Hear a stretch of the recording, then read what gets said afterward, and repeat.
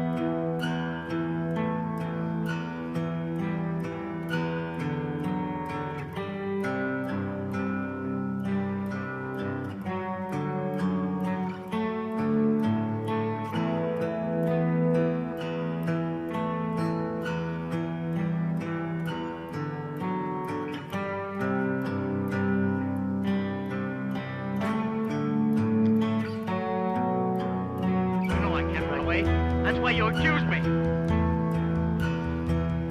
tell you, I didn't want to kill you. I tried to keep you alive.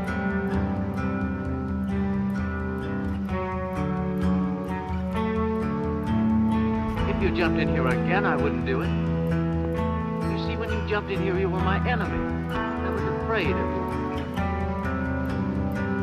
But you're just a man like me, and I killed you. Forgive me, comrade. Say that for me. Say you forgive me. Oh no, you're dead.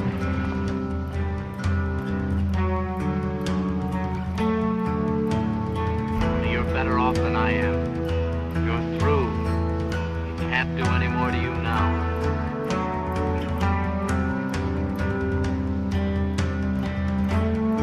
Oh God, why did they do this to us? We only wanted to live, you and I. Why should they send us out to fight each other?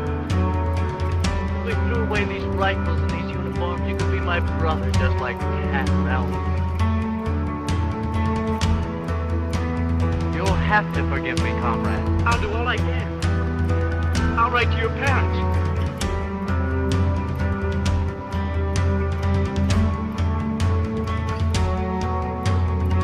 I promise she'll not want for anything. And I'll help her. Your parents, too. Only forgive me. Forgive me. Forgive me.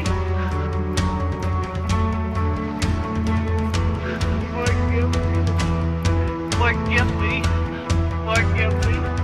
Forgive me. Forgive me.